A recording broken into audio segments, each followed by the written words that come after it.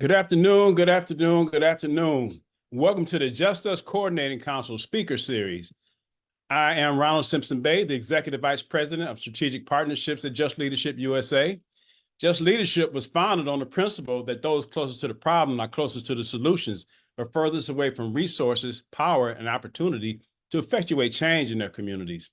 The JCC is where the rubber meets the road and provides directly impacted people direct access to the policy decision makers in Congress and federal agencies.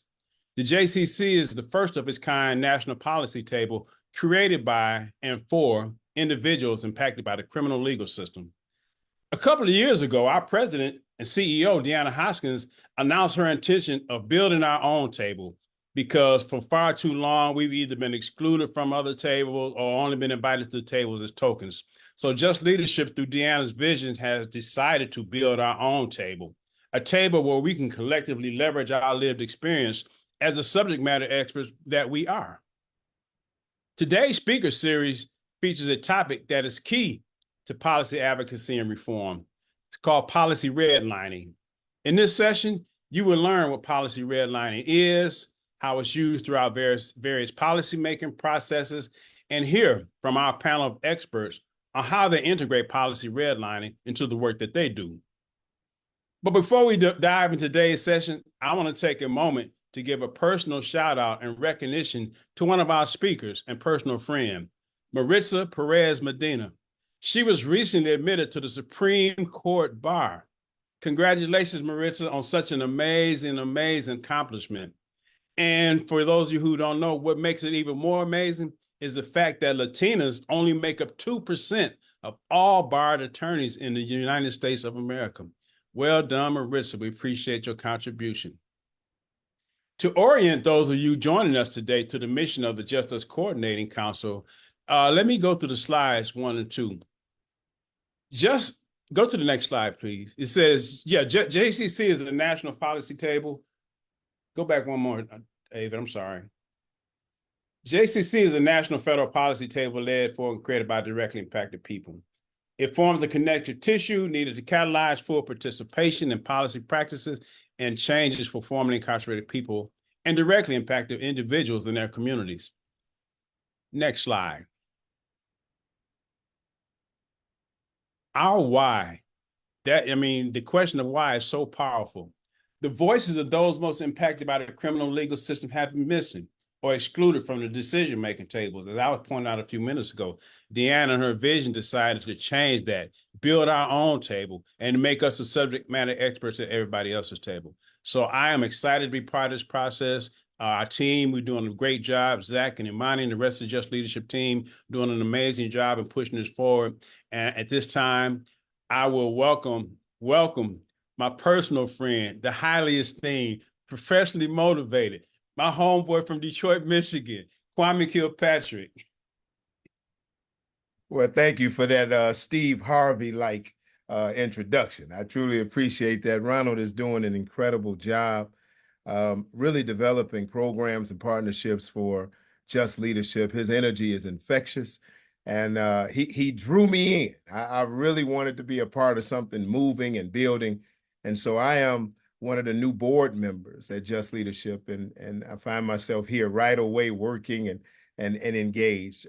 Let's move the slide just a little bit because my background, just for the people who do not know, I grew up in politics. My mother was elected to the state house in Michigan when I was 8 years old. So from the time I can remember, I was going door to door. I was doing community organizing. I was grassroots. I ran my first campaign. I ran her state representative campaign when I was 13 years old. I ran for mayor when I was 30 years old at the city of Detroit. But prior to that, at 25 years old, I was a member of the state house in Michigan. I was the youngest and first African-American ever to be chair of a committee. I ended up being the leader of the state house for the Democratic Party. I was the first and youngest African-American to ever have that position as well. From that position at 30, I ran for mayor, and I was mayor 7 years in the city of Detroit. And then I became a part of this community. And I actually wear that with a badge of honor because even though it was painful, it was hard, it was crushing, I learned so much. In the book of Ezekiel, it said that he gained compassion by sitting where they sat. And that is exactly what happened to me. I'm here to talk about policy as a former policy wonk, nerd. I love talking about policy. I also understand the politics and how politics work together with policy. And so if you can move the slide, we're going to dive right into it. So there'll be plenty of time at the end for our panelists. Our panelists will be here later. Marlon Chamberlain is already here. You can see him, the debonair gentleman with the suit and tie on that has me looking far too casual. He's the founding executive director of the Illinois Coalition to End Permanent Punishments. You see Martin Wolf there. You can tell that he works on the Hill. He has his bow tie and he's ready to roll. He's a congressional fellow, and he's also in the office of Senator Ed Markey, who's doing great work in the area that we're talking about, policies that are akin and related to the criminal justice issue. And then we'll be joined by Maritza Perez Medina shortly. She'll be here shortly. She's from the Office of Federal Affairs Director of Drug Policy Alliance. And so these are our panelists. At the end of my short presentation, we're going to have a discussion. I'm introducing the issues of policy and redlining, and we can move forward with that now. I graduated from Florida A&M University in Tallahassee, Florida, and there's a class there called American National Government. I don't care if you majored in engineering, aeronautics, if you majored in agriculture. There was a professor there named Attorney Williams. You had to take his class freshman year. It was American National Government, history class. But you took his class because they wanted somebody to abuse you right coming into the institution. And that was his job. And the first question that he asked every semester for more than 40 years was, what is policy? And people would stand up all the time. Well, it's it's like when people in Washington, sit down. And he'd tell you to sit down with this high shrieking voice right in the middle when your presentation. And he would yell, policy is, policy is, policy is. You need to understand what policy is. And he beat this into our heads. And after all of these years, after graduating from that institution in 1993, I still remember that class and the policy discussions that we had in that class, which really provoked me to get a degree in political science and continue to move forward in the area that I was in. Policy is an actual law, procedure, incentive, regulation, or an administrative action. But it's also a thought in somebody's head of something that needs to be righted that's wrong.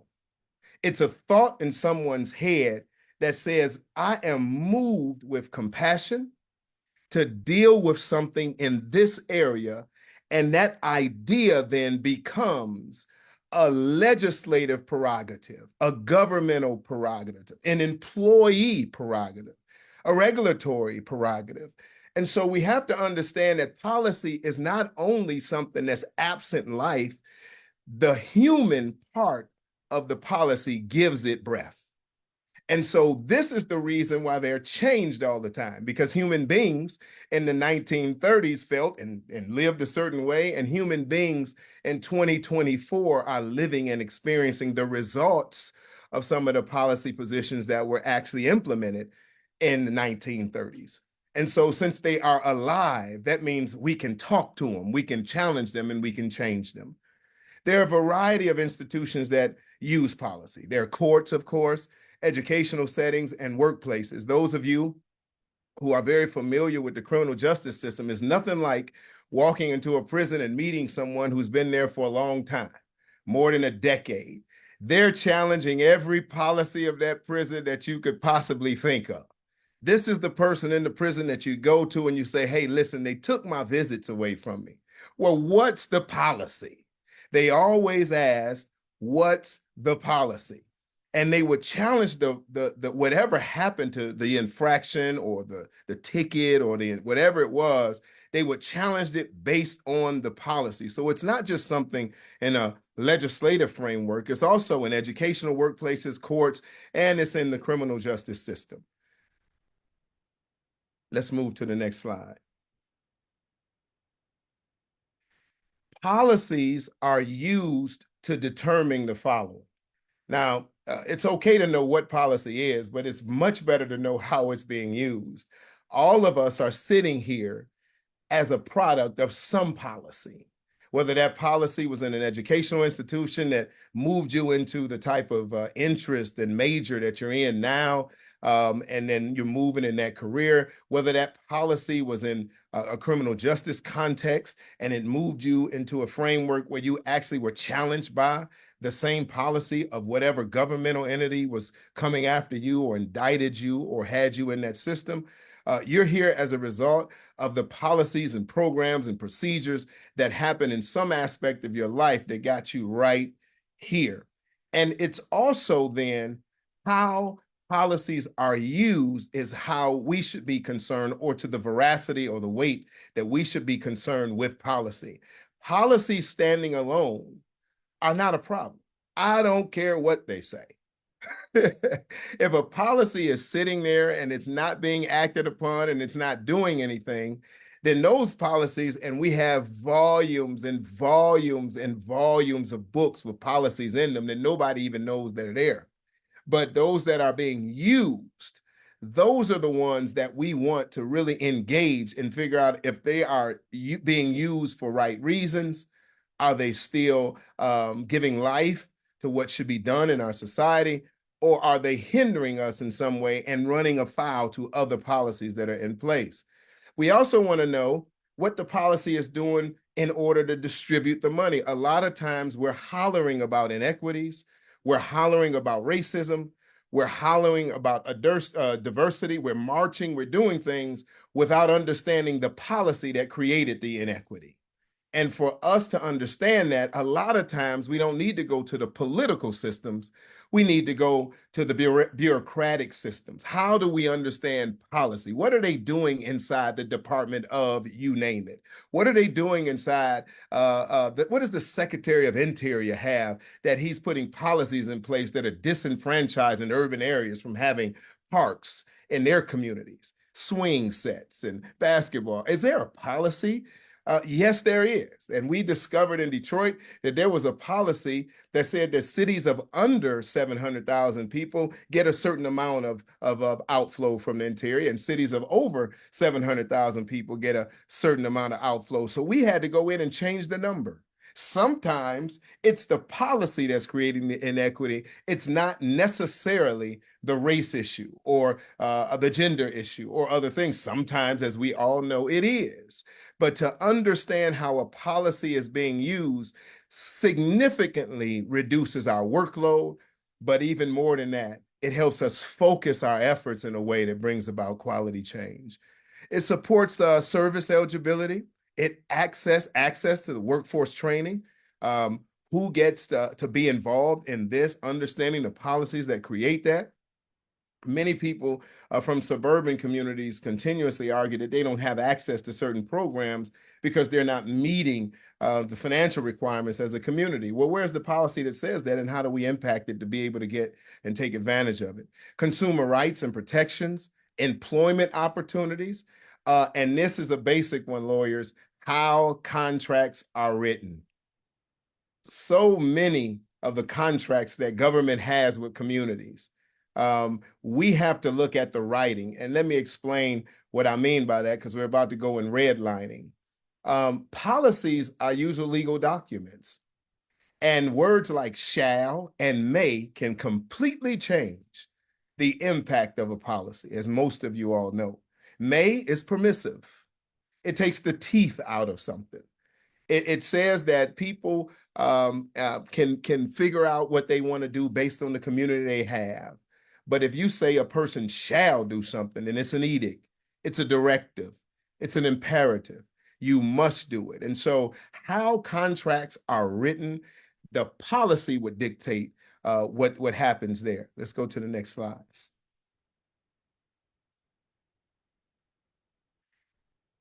Policies are also used in negative ways, as we all are familiar with.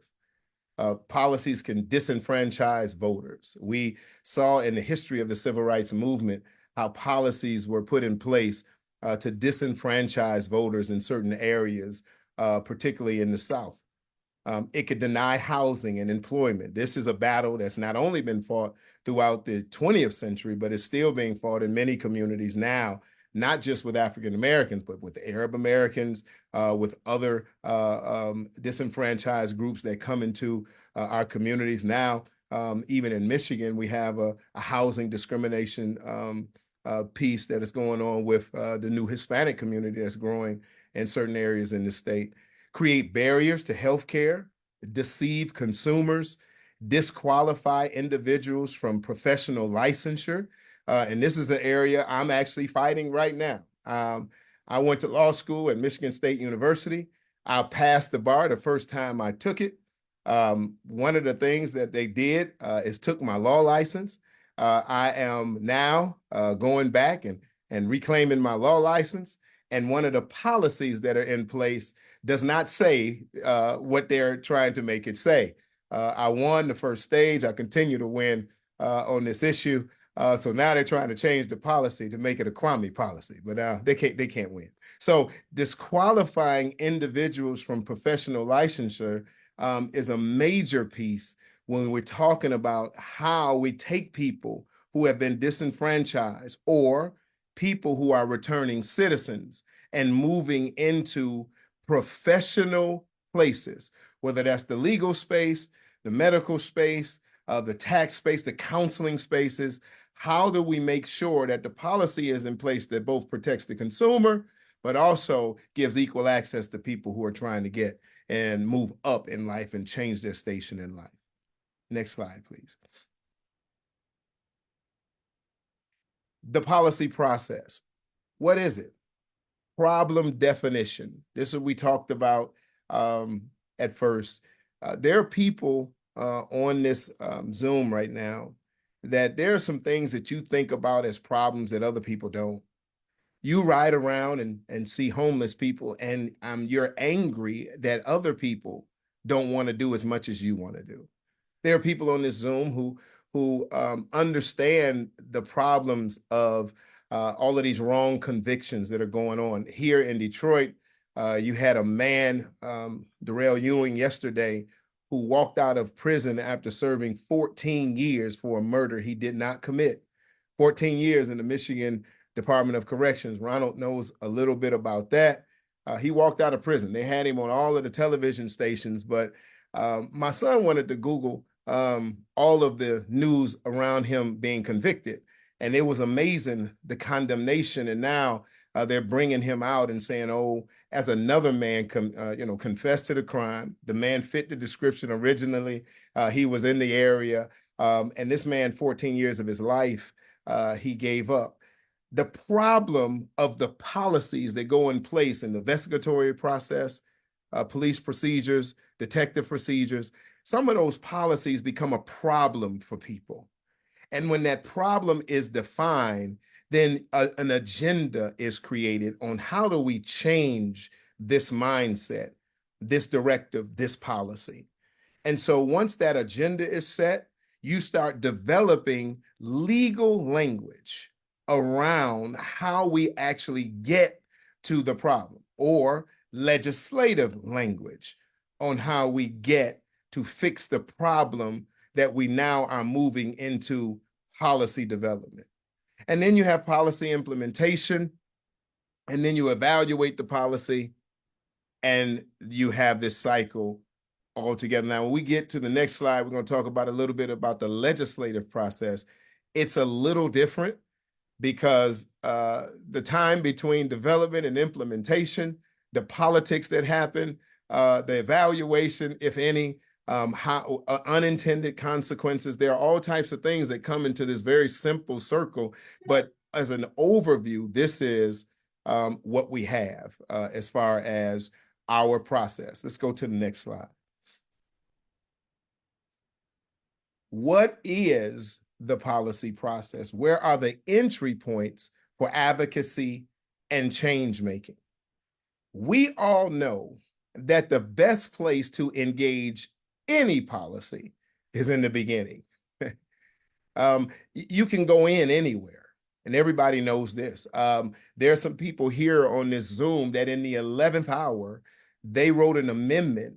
They were able to get to somebody and able to change the outcome of the legislation based on calmer heads prevailing and wisdom coming to the table. And it happened on the legislative floor, or it happened in committee just before the bill was passed out. And it was late in the process, but it mattered that you were there. We all have those types of stories, those of us who have been involved in policy. But the best place for advocacy and change making to take place is in problem definition.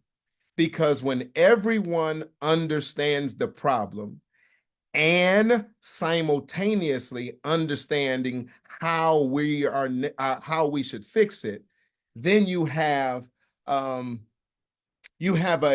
group of people moving with the same mind forward in the policy implementation and evaluation process. You have a historical perspective of the policy development. Here is the problem in the chain when you come in too late. You stop remembering why you did this in the first place. And when you stop remembering why you did this in the first place, as we all know, policy then sometimes goes awry. So in this particular, you can come in at problem definition, you can advocacy and change making, come in at agenda setting. You can get in at policy development, where you bring in folks to really start looking at how we develop this policy, what type of language we should use, what language could be accepted by some leaders in whatever the various places you're looking to change this policy. And then you can move forward from there. But I want to advocate, which is why I love Deanna and Ronald. They like to be at the beginning of the policy making stages. They like to bring the problem to the decision makers. They don't want to wait for Congress. They want to go right into those departments and talk to them about the problem. That is one of the places that I think makes Just Leadership USA significantly different than most criminal justice organizations. Let's change the slide.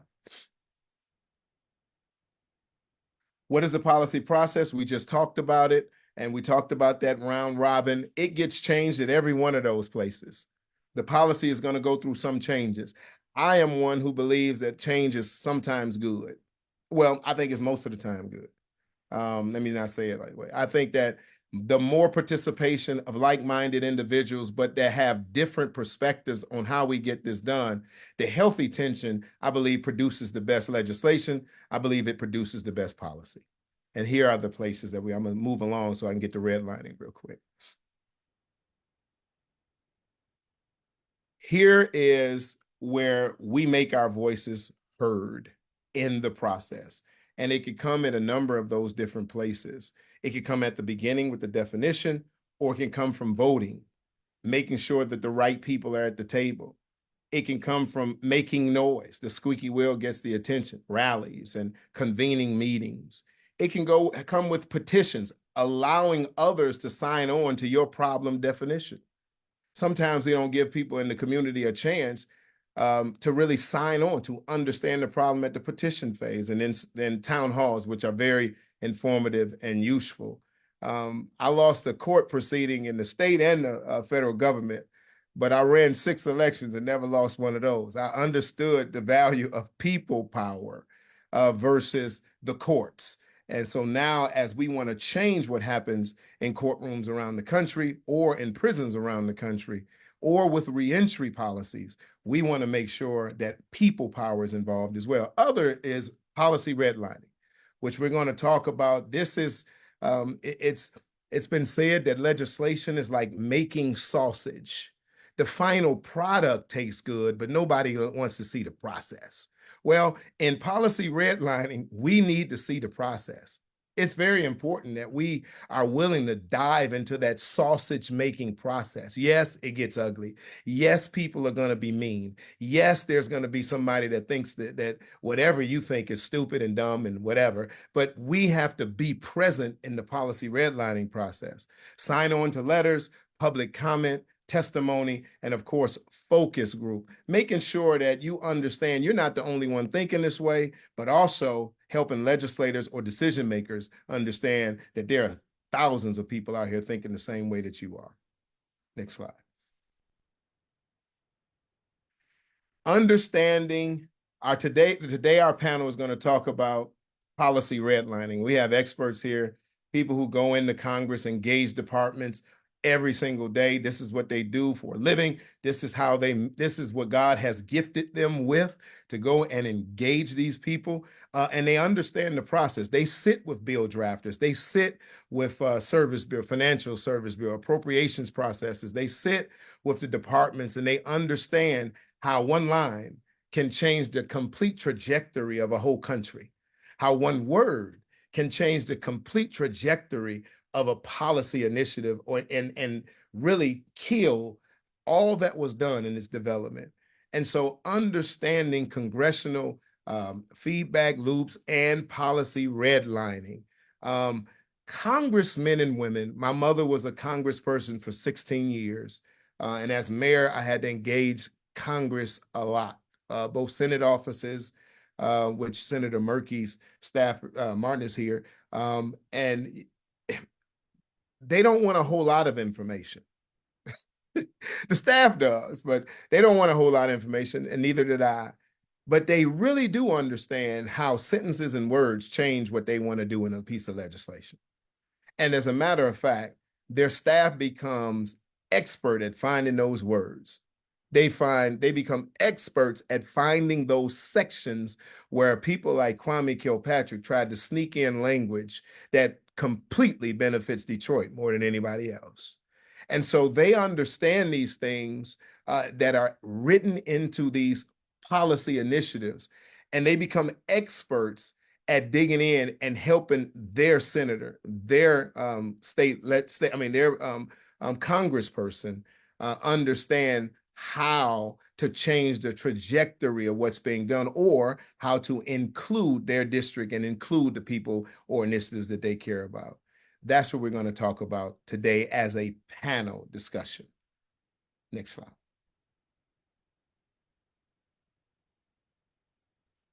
Today's panel, policy redlining, is the process of adding, deleting, and modifying policy text during the process of drafting it. This is in the policy development phase. This is in getting everybody at the table before everyone knows about it. It often involves various perspectives and interests, and is a negotiation process during the policy drafting phase. Like-minded individuals, politics has significantly changed since I left. It's very heavily partisan now. But back when I was in it, it was Republicans, Democrats, conservatives, and liberals sat down at a table and tried to figure out if they could agree first. And what you usually got out of that is centrists on whatever issue got together and figured out what's the best way to modify whatever was on the table so it was liked by everyone. We don't see that kind of coming together as much as we used to anymore, but this is the same process, particularly with issues related to criminal justice, issues related to reentry, issues related to those issues that we care about in a very pertinent way. But I could tell you where this works. This works in the departments. It works in at the Attorney General's office or in the Justice Department. It works in Health and Human Services. It works in Interior. It works in Energy. It works in places where you have people that have been there, that have the institutional memory to be able to sit down and understand where policy has come from and where it needs to go based on changing circumstances in this country and in communities around this country. That's what the panel is going to talk about today, and we have the right people here to discuss it. Slide. So I'll introduce our panel. And they're going to give examples. I see that we have examples here for our panel. So we're going to actually bring them in because I've been talking far too long. And we're going to bring in our panel.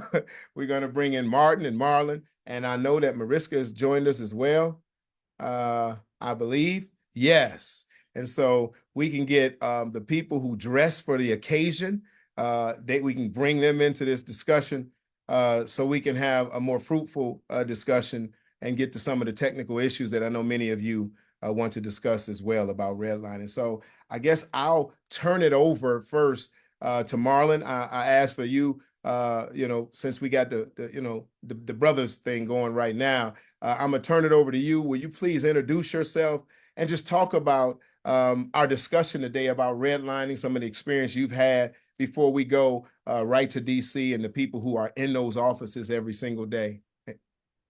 Absolutely. Thank you, Kwame. Again, my name is Marlon Chamberlain. I am the Executive Director of the Illinois Coalition to End Permanent Punishments. And I will just acknowledge I am also a policy wonk. And how I sort of became a policy wonk when I was in Milan, Michigan, a federal prison in 2010, a piece of federal legislation that changed the ratio between crack and cocaine resulted in me coming home a lot earlier than what I expected. And not just me, there were thousands of individuals that received relief as a result of this piece of policy. So this struck my interest. Like I wanted to learn more around how this particular policy was able to impact so many people. And so to me, when I think about policy redlining, to me, it's the meat and potatoes of policy work. And when it's done correctly and in community, it can produce some of the most impactful policy that we see that really impacts and helps our communities. The way that I would sort of frame it is that it's a process of socializing a policy idea to also solicit feedback from community, from state agencies, from elected officials, from various experts. And it's also shaped by the political climate, what's happening in the state, or if it's Congress. So a lot of it is shaped by just the appetite of community and elected officials. And it also gives you an opportunity to identify the supporters, the folks who support the piece of legislation, but also it helps you identify the opposition and gives you an opportunity to sit at the table with them to learn what is their opposition, like what are they objecting to, and how can we create what we call bottom lines to say, hey, this is what we're willing to concede to pass this piece of legislation, and this is what we're not willing to concede to move this piece of legislation forward. So overall, to me, it's the meat and potatoes of this work. And it's important for us as directly impacted people to be at the table, because when I'm talking to elected officials and they give these examples or these far out extreme examples, I'm able to say, hey, I'm that individual that you're talking about. And then they look at me and they look at my lobbyist badge and it's like shock. But it's like, no, I'm the individual that you're using this issue to politicize, and I'm giving you a direct experience of saying, hey, that's not my experience, and here's who I am in the community. So this is the policy redlining is the meat and potatoes of policy work. Thank you, Marlon. And I know we're going to have some questions for you. And it's so important what you said about you being the face of what you want to change. My grandmother always used to say the leaders we're looking for, we're already here. And this is one of those places with Just Us that really wants to promote and provoke others that have experienced what you've experienced and have the ability to articulate it to start pressing in the policy space as well. Martin, I'm gonna bring you into discussion. You're right in the middle of it all. You are sitting in Senator Markey's office. He's involved. He's been involved for a very long time, and just want you to share, your experience working in that office, but specifically on the legislation and policy initiatives that he's pushing right now in the space that we are very concerned about and want to hear about, and then also what it is we could do and do better to be able to engage the process. Absolutely. And I'll just start off by saying it's a real pleasure to be here. And good afternoon, and also probably good morning, because I know that people are joining us from across the country. I can speak to it from a slightly different perspective, and that's the perspective of congressional staff. So as was said right at the very beginning of the webinar today, the people closest to the problems are also the people with the best ideas for solutions, right? So here we are as congressional staff sitting in our offices. We don't have anywhere near the expertise that all of you have in terms of designing effective solutions to the policy problems that are out there. And I'd say that redlining, the opportunity to make your voice heard in the policy design process, is the best way to translate your personal experiences, your lived expertise, to the policymaking process in the federal government, certainly in state and local governments as well. So I'm really looking forward to the conversations today. You'll get a chance to kind of hear about some of the specific redlining opportunities that you have to work with our office on and some of the senator's specific policies. But I'll stop talking now and turn it back over to you. Well, I'll come right back to you. I want to bring Maritza in and to share with us. Matter of fact, let's just take off. After Maritza, have you talk about your work in the Office of Drug Policy and what you're doing to engage issues around that. I want you to tell us a little bit about the MORE Act and what's going on with that right now. We can kind of start diving in to a few policy discussions, and that'll help some of our questions as well. And I'm gonna actually come back to you, Marlon, later during our question, just about the clean slate work that you're doing. Here we have the Second Act or the Second Look legislation in Michigan. But just want to kind of dive into some of these policy discussions. Can you start with that, Maritza? And thank you for joining us. Yeah, no, totally. I'm so happy to be here. Thank you for having me. Can I also talk about how redlining can translate into sign-on letters and petitions? Would that be all right as well? You could talk about whatever you want to talk about. Great, love it, love it. Well, thank you for having me here today. I'm really enjoying this already, and I appreciate the different perspectives that you all have brought to this conversation. So I'm also a lobbyist, but I like to think, a lobbyist for the good guys. So the Drug Policy Alliance, if you're not familiar with it, we're a nonprofit that works to end the war on drugs. And I was brought into this conversation today to just share some experiences that I've had with lobbying, specifically Congress. So I run the federal office for DPA, which means my engagement is mostly with the administration and with Congress. And I wanted to tell you all about a real life experience, something that we're working through right now. So I'll talk about the MORE Act a little bit later, but I'm actually going to start by talking about the Cannabis Administration and Opportunity Act, which is a bill that's very similar to the MORE Act. Essentially, what both bills would do is they would deschedule or decriminalize cannabis by removing it from the Controlled Substances Act, expunge and resentence marijuana convictions, reinvest marijuana tax revenue back into communities directly impacted by the war on drugs, and it would also end collateral consequences for marijuana convictions. So I'm going to use those as examples. And I did want to talk about first about, how does redlining actually translate into power? And by power, I mean things like petitions and sign-on letters and building support for your particular issue. So, if an office is smart, they'll first ask for your input before anything is produced. But that, unfortunately, is not always how it works. Sometimes an office will come to you. And by office, again, I'm talking from a federal perspective. So sometimes a lawmaker's office will come to you and ask your organization to endorse a piece of legislation. Sometimes they'll come to you before that legislation is finalized, and they'll ask you to provide feedback. And that's when you have an opportunity for redlining. Sometimes you'll give back your feedback, your redline, and they'll accept your changes. And from there, that's always easy when that happens, because then you can immediately create a sign-on letter or a petition in support of that bill. But other times it's not as easy as that. Sometimes they might only accept some of your changes, and you'll have to decide if that's acceptable to you or even your coalition. In other words, will moving the bill as is be better for your issue or even the movement in the long run, so you're willing to endorse even though you didn't get everything that you wanted? Some instances like that, you can still consider a sign-on letter in support of the bill if you think it's really important to move the issue forward. But you can also consider withholding your endorsement. Maybe that's a negotiating tactic that you want to use, right? Maybe for you, that change, was not significant, and you need something more substantive in order for the office or the legislation to earn your endorsement. So those are just some examples of what can happen. I'm going to talk a little bit about, again, these marijuana bills, because these are real life examples of things that we're currently working on.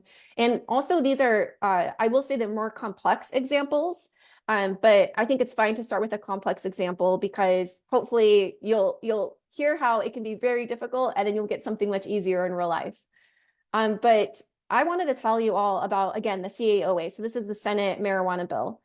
This bill first started to be drafted in 2021, and this bill was released in a public, in sort of a public way where they actually asked the public to provide feedback, which is actually sort of uncommon, especially at the congressional level. But we took that opportunity and thought, wow, this is a great opportunity for us to redline this comprehensive descheduling bill ahead of introduction. So they just introduced a draft and said, go at it, redline, give us your feedback.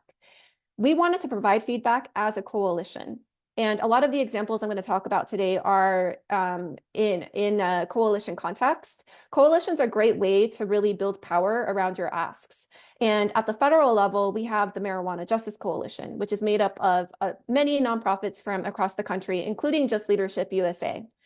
So we wanted to make sure that the MJC was involved in the redlining process. One thing that we were adamant about was ensuring that there were no carve-outs or exclusions in the CAOA when it came to who is eligible for resentencing and expungement relief.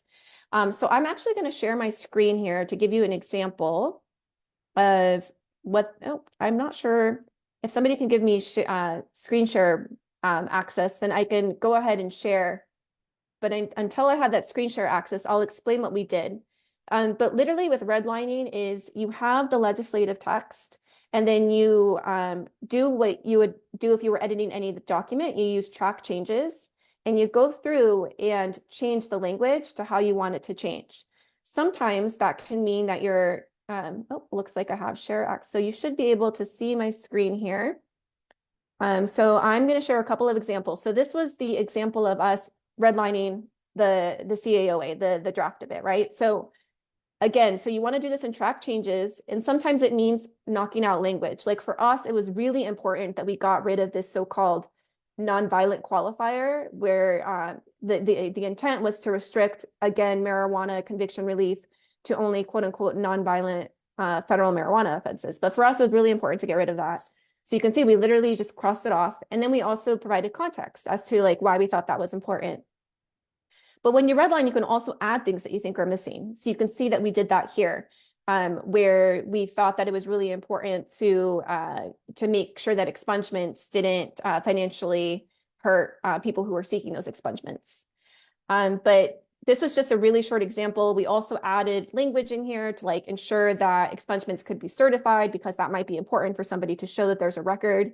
So that's just a really short example of how you can redline. This is a comprehensive bill, but that was just like a section that we decided to redline. I find it really useful, and I think staff also find it really useful to sometimes write out your suggestions as well. So something I like to do is, in addition to actually redlining the bill, like I just showed you, we'll write our example, or we'll write our changes out as well in a memo. And that's what we did here with this comprehensive bill. So you see under the resentencing and expungement section, the part that's highlighted here, we say we recommend that the nonviolent qualifier be taken out of the legislation. So I think that's really important for a couple of reasons. One, I think it makes it easier for staff to just like understand why you want that change. But then it's also good to just get, I work a lot in coalition, so it's also good for just the coalition to have that and understand what we're asking for as a group. And with this memo here, you'll see that we did get sign off from a number of groups. We really did do this as a coalition. And again, that puts more power behind your asks. So that's just an example of how you can redline something. I will say with the CAOA, we were successful in getting that language out, which is really great. The nonviolent qualifier went out. We were able to make the bill better in terms of the carve-outs that were originally included for the resentencing and expungement piece. But that's just one example. And I'll talk about the MORAC later. There's another example that we're currently dealing with, but hopefully that was useful. That was very useful, and to see like a practical example of that.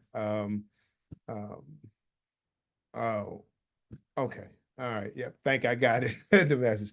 Okay. What we're going to do is dive into the questions. I'm gonna throw the first one out there, and then we're gonna get questions from participants. And I'll lead with the resource question.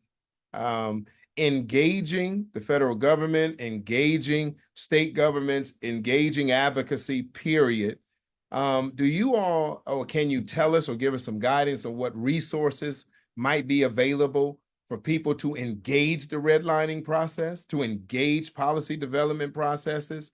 Can you all give us some thoughts about where you think those resources may come from?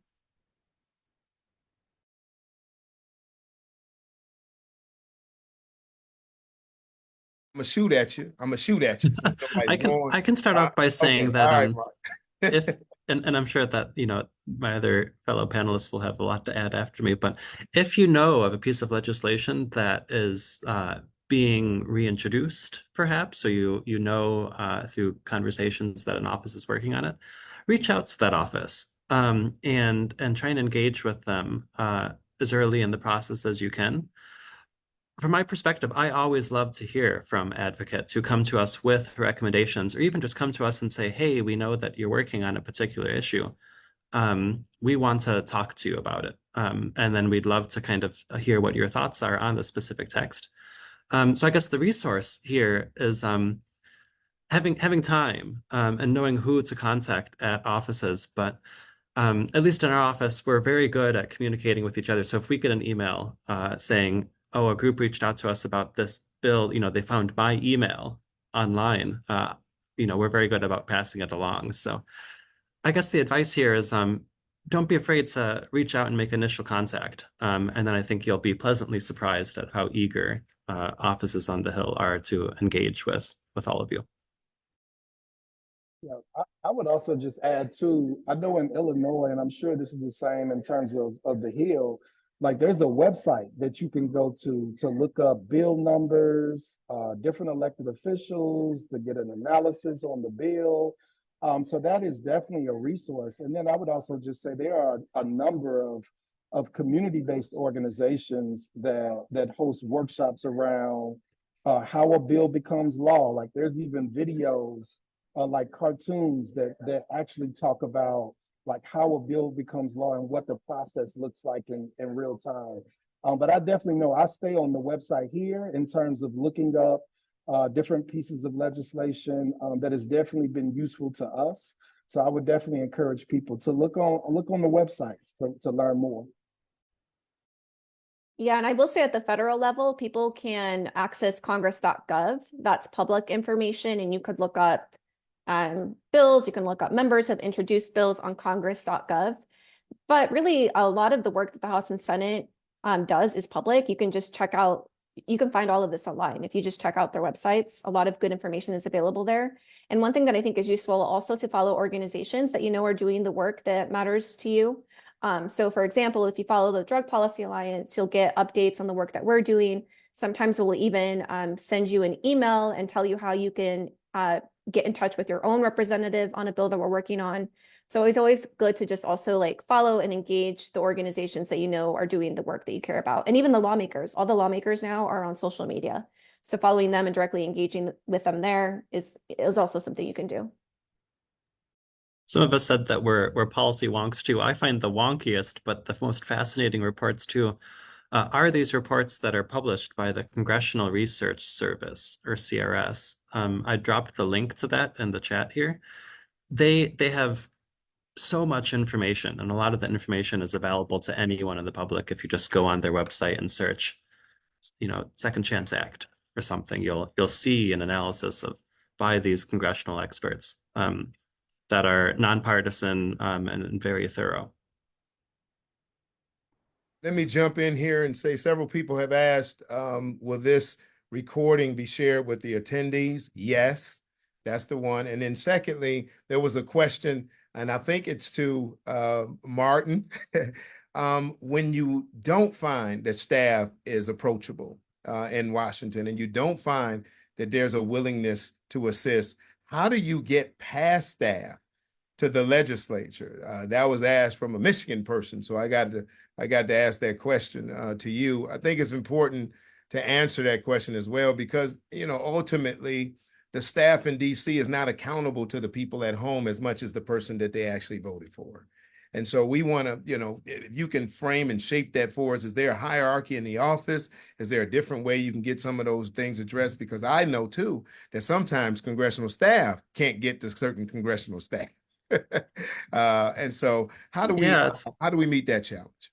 It's a fantastic question. And one thing I'll just say as I'm starting to answer this is we're all incredibly busy on the Hill, so don't interpret if you send us an email and we don't respond the first time or the second time as we're not eager to engage. Sometimes you just email us at a really busy week, or sometimes your email gets lost in the thousands of other emails that we get that day. So reach out often and don't be, I have to email as another staff to staff. Sometimes I have to email them 4 or 5 times before I get a response. I will also say that, and I know this option's not available to most people, but if you just show up at their office or call, anything that you can do that makes it harder to ignore your presence or your question is certainly available. You don't have to come to Washington to do that. All elected representatives also have state offices or district offices as well. So here I am. I'm actually not in Washington today. I'm in Senator Markey's Boston office today. And we accept visitors here. So if you can just kind of show up and talk to someone in person and communicate your ideas in person, that's a way to kind of get your foot in the door as well. But it was already said that the squeaky wheel gets the oil. So continue to reach out and continue to engage. And I think that it's kind of our job to want to engage with all of you. And we honestly, I think we all really love doing it. So don't be afraid to kind of keep prodding us until you get an answer from us, because it just logistically, it's really hard to keep track of all of the emails or reaches out that we get. But keep trying. Thank you. I'm gonna send this to Marlon and both Marlon and Maritza. How do we get involved? Our organizations in the various places that are here. We have Pennsylvania, Florida, California, everybody's here. How do we get involved with what you have already spoken about, policy initiatives and legislation that you are pushing right now? How would we get involved from Philly or from Atlanta? How do we do that? So what I would say first, I will definitely share my contact information, and if anybody wants to connect, to build, I'm definitely open to that. I think that's, to me, is a starting point. Like the work that we're doing here in Illinois, we want to see it replicated across the country. You may hear some background noise here where I'm at. I'm actually in Rock Island right now, Rock Island, Illinois, because we travel the state a lot, building with different partner organizations. And we're also willing to travel the country to build with partnering organizations. So I would say, like I said, I'm going to put my contact information in the chat, and please feel free to reach out. Yeah, for me, in addition to following the Drug Policy Alliance, I think, if you're here at this webinar, I think that's already a level of involvement, right? Like, you're showing that you want to be more involved, and you already are connected to Just Leadership USA, which is a fantastic organization that's doing really great work across the country. So I would say, like, continue to plug in with these opportunities that JLUSA is offering you. But again, like, follow the work that other like-minded organizations are doing, because you'll be surprised. There's a lot of like low-level engagement that you can do just by simply following these organizations. But of course, if you get more involved and if you join things like this, you'll also sharpen your own skill set. And hopefully that means that you can do some higher level engagement as well. One of the things that has been asked is, how do we address pushback?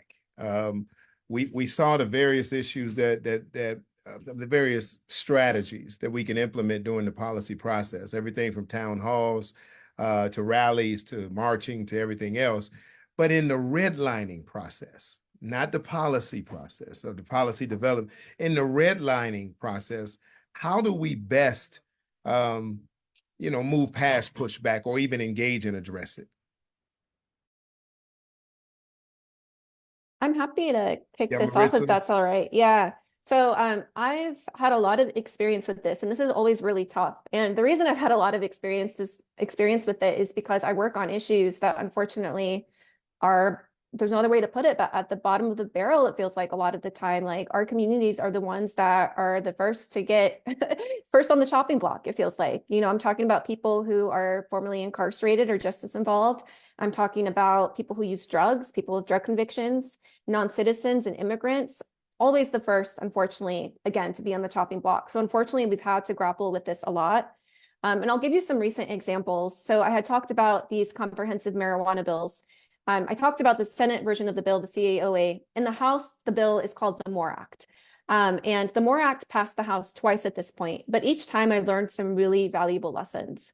And the first time that the MORE Act was getting ready to go through the House floor, there was language that was added, and this always happens very late in the process, but language was added to exclude people with convictions from participating in a legal market, because we were essentially creating a legal market for marijuana.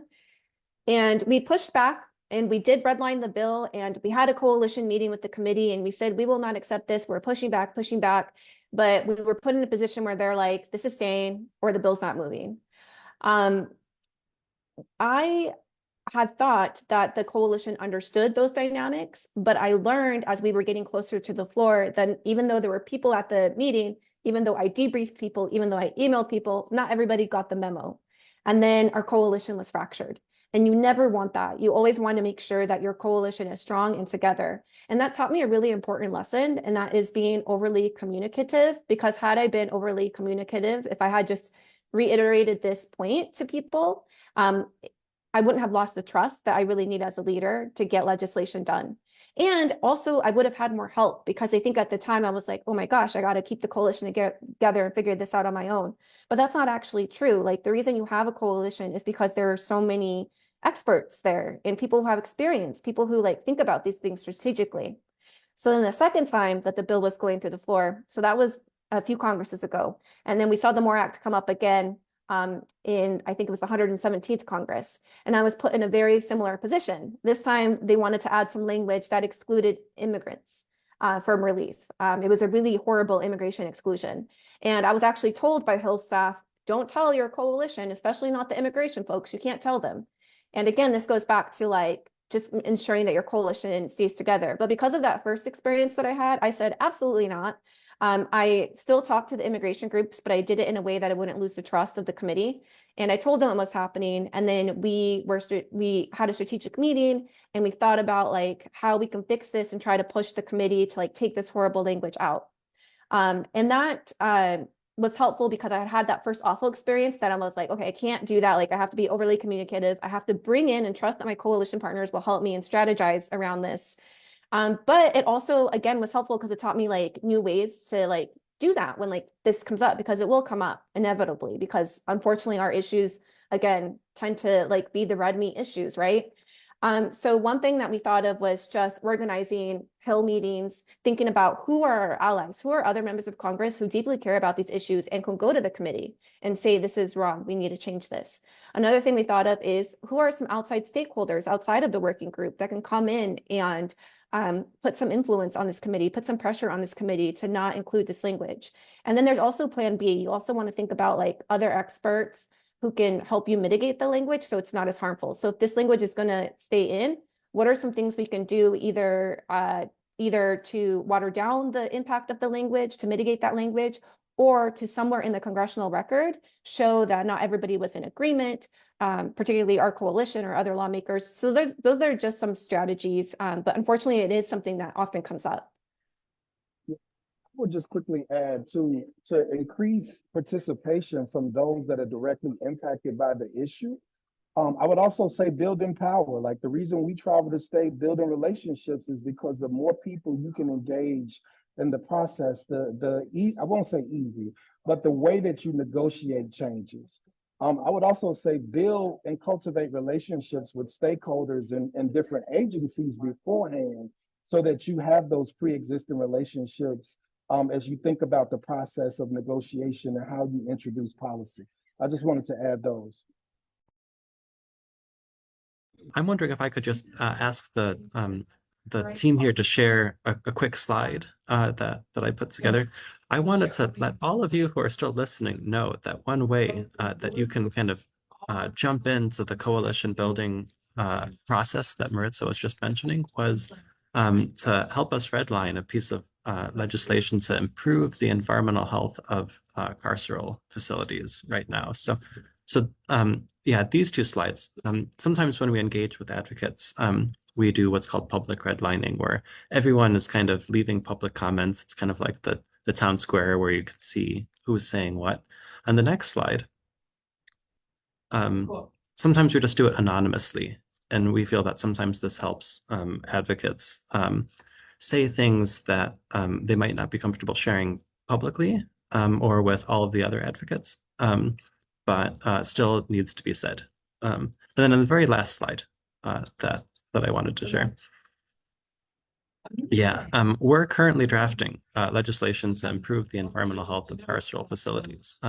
This isn't a greenwashing of prisons exercise. This is real meaningful improvements in the environmental health for staff and people who are incarcerated at things like prisons, immigration detention facilities, drug rehabilitation treatment centers, all while keeping an eye on decarceration as the best way to prevent toxicity of incarceration. So please, if this is an issue that you are interested to learn more about or would like to participate in our ongoing redline process, reach out to me in the email that I just posted into the chat. I'd love to talk with you. That's great. We were going to actually turn those examples. That centers us back on the discussion. And the discussion is that we have to make sure that we're involved not only in the policy development process, but all the way through the redlining process as well. And then the politics sometimes will take care of themselves when we're involved. I even heard Marlon say that when he talked about what happened in Illinois. It was a people movement first that put pressure on the political system to change. And when you start getting the FBI involved with somebody, they tend to move over too. All right, so at this particular point, we're going to make a little transition. There are a couple of questions that I wanted to get to so I can let people know we did not forget. Stephen from Florida, he talked about advocacy and activities that are going on, but the political climate in Florida is that the Republicans are walking out of sessions. They're walking out of hearings. They're not participating. So are there any strategic activities and advocacy that you all can suggest when people won't even come to the table at all?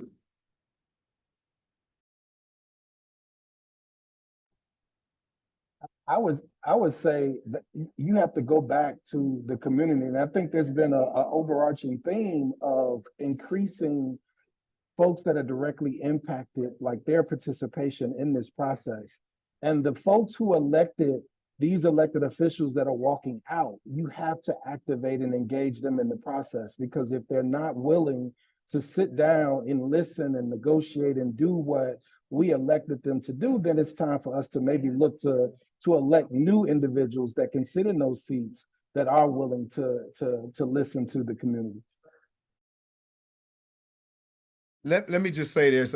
Some people are saying that they lost their chat info. If you lost your chat info, you can go to the justuscc.org website and it'll be there for you. So anybody who lost any of their information. I'm going to kick it over to the participants. As the slide says, that you probably can see. I would like for you to share some of your experiences with the redlining process, sign-on letters, some of the participation you've had either on a state level or on a federal level, as to help us build some capacity and our understanding as well, and give us some new ideas of how we should push in the process. So if you have something that you would like to share in that area of what you're doing, I know a lot is going on in a lot of states across the country in this area, particularly Michigan. Michigan has a piece of legislation developed by the University of Michigan called the Second Look legislation. I participated last week just at an informational forum up in Ann Arbor. It was phenomenal to hear the statistics of what's going on in Michigan prisons. If you all don't know, we have what they call truth in sentencing. It was passed by 3 governors ago, a guy named John Engler, who was the governor for 12 years here. He eliminated the mental health system. He had truth in sentencing, which was a major move, and we're one of 8 states to still have that left. That means that life means life. So if you get 20 years in a state Michigan prison, you cannot be eligible for parole until you serve 20 years in 1 day. So when I served my sentence in Michigan, I had an 18-month to 5-year sentence. Most of the Michigan prison sentences are split sentences. You have to serve 18 months in 1 day before you even considered for parole. There's no good time. There's no program credit. You can't go to any. So as you can probably guess, the prisons are also quite violent. And you have a lot of people that are there for a long time. A great, significant population of the Michigan prison system are serving more than 20 years and have already been there 10. Okay, so I just wanted to talk about how things are happening around the country and what they're doing. So if you can help us, all these advocates out there. Stephen Knight is saying in Kentucky, we are outnumbered in our General Assembly. Can you share some advice on how to persuade Republicans to support the movement? What arguments have you used to sit down with Republican legislators to help them understand why this is important to them? Can you help us with that, panel?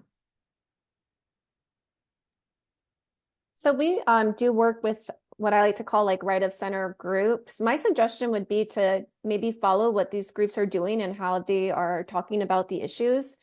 I am not somebody who speaks well across the aisle at all times, but I think there are really good groups doing some really important work here. For example, R Street is a member of our coalition. There's the Due Process Institute. There is the Koch group that I'm forgetting, Americans for Prosperity is what I'm thinking about. It might be helpful to just see how these groups are framing their issues and how they're speaking to like a different population than perhaps, we're used to. I'm personally more used to doing progressive meetings. But I don't know if my other colleagues had a better suggestion than that. No, the only thing that I would add is we like to use the cost in terms of like what the piece of legislation could bring in terms of income or wages to the state. So we try to use numbers in terms of dollar amounts. But I'm with you, Maritza. I'm stuck on this one. Well, I think one of the things that you can use is you have to frame it around an issue that matters to them. And right now it's opioid. Although a lot of people try to posit and posture like these things are not affecting them, I think when you get in those offices, you'll find out real quick it does. But I really like Maritza's what she said. I'm typically in the progressive offices. Some of us need to take it on ourselves. I like when the progressive go to the progressive, we need that because we need to excite them about being in charge and being in front and being leaders. But some of us have to go into those Republican offices and talk to them about how this impacts and affects them. There are some sensible legislators on that side. They move, like Martin just said, that he's not part of an organized party. That the saying goes, we're Democrats, and we know that Republicans tend to move, in unity, but not anymore. I think we can see the breakdown that's going on in the House, that there are some independently thinking people over there. It's a lot of them who think different. And there may be some opportunities, particularly around this opioid crisis and figuring out how we can redline some things going on in policy to marry it to some of the issues that we care about. And so I'm just throwing that out as a suggestion because it's the Republican districts around this state that are suffering from that issue right now. Something that came to mind, and somebody did put this in the chat, and I think this is a really important point. It's to just do your research on the member. You got to think about who are you targeting for this advocacy and why. It could be that they're an important member on a committee. It could be that they hold a leadership role in the legislative body. It could be that they're an influencer, or they're part of an important caucus. So I would start by targeting your individual, understanding what role they play in the legislative body, and then figuring out what they care about. Look at their legislative record, look at where they're from, look into their personal history. You'd be surprised. There are a lot of people who have been touched. One can argue that everybody's been touched by the criminal justice system in one way or another, but there are ways that you can try to understand who this person is, what their values are, what they care about, and bring it back to your issue. So I would just offer that. Let me ask one more question before we transition back to Ronald Simpson Bay. What is the most important thing you're working on right now, and how can we help you? I would say this Environmental Health and Prisons Act is a great way to engage with us. This is something that we're currently still soliciting feedback from various kinds of advocacy groups and academics and agencies. We're really trying to build a broad coalition of support around this. And we're still very much in the drafting phase. So please reach out to us if this is an issue area that you want to learn more about. And I'm happy to share the redlining link with you. I would say the Clean Slate Initiative in Illinois. Clean Slate has been introduced in 28 different states across the country, and it's actually passed in 12. And what Clean Slate, what it does is it automates the sealing and expungement process.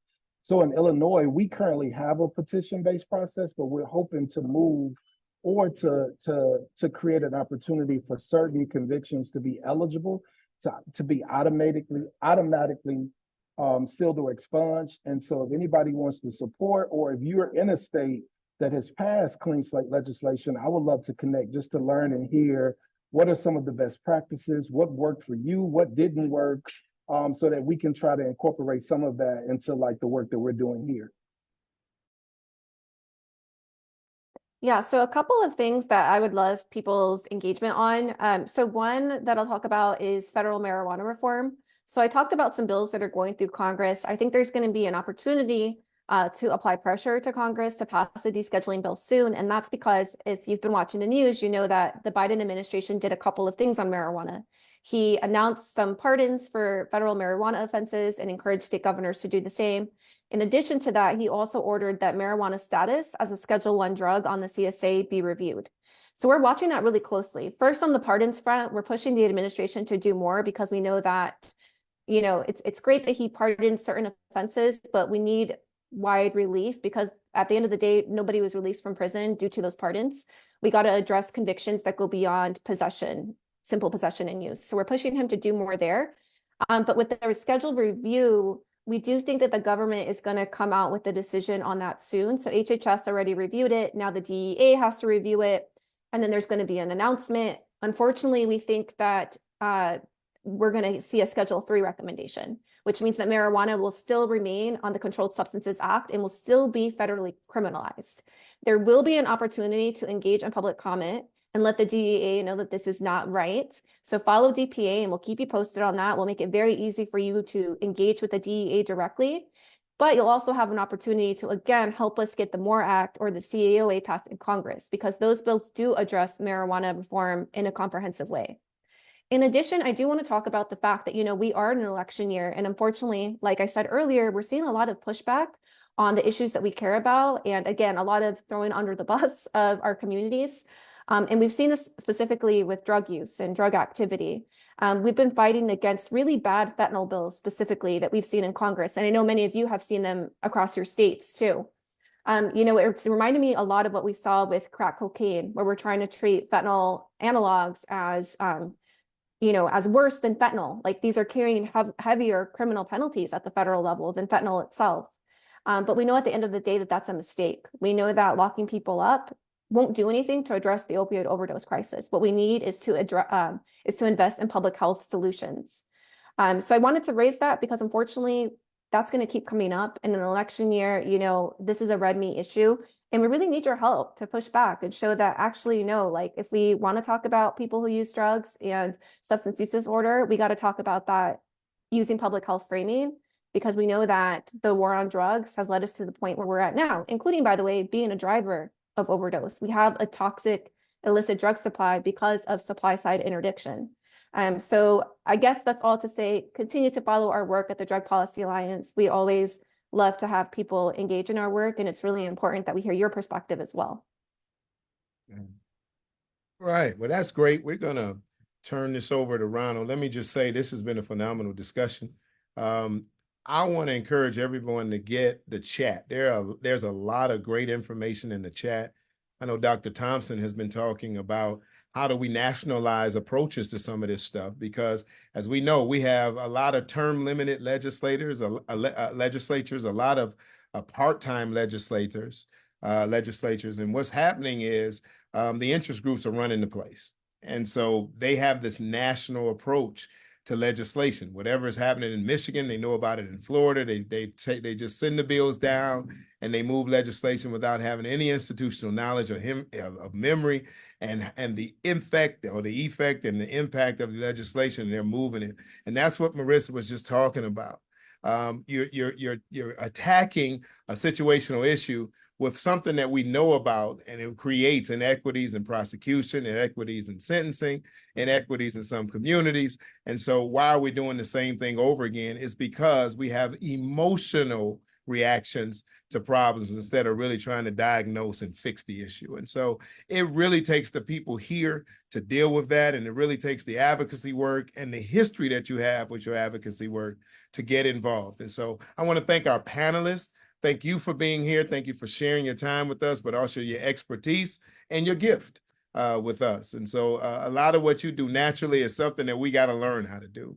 And so we just thank you for being here. And I'm going to turn this over to Ronald Simpson Bay, to end us out or close us out in this meeting and tell us next steps and how we can stay involved and continue to have this discussion.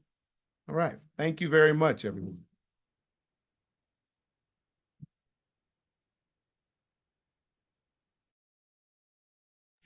As someone who considers himself to be a policy novice, it has been truly exciting to me to sit here and hear from these powerful policy heavyweights today that we had on our panel, and hope that our audience had the same experience as I did. As we draw our time to a close together here today, at Just Leadership, we take pride in the fact that we are a national organization with local impact, and today's webinar reinforces that fact. I want to start by thanking our moderator, Kwame Kilpatrick, who is a national presence in his own right, and his local impact speaks for itself. I want to send special thank you to today's panelists, Maritza, Marlon, and Martin, who are true professionals, movers and shakers. And I'll give a shout out again to Maritza for being accepted to the Supreme Court bar. And the fact that makes that even more amazing is that there are only 2% Latinas in the country who make up the bar. So Maritza, great job. Bravo, bravo, bravo.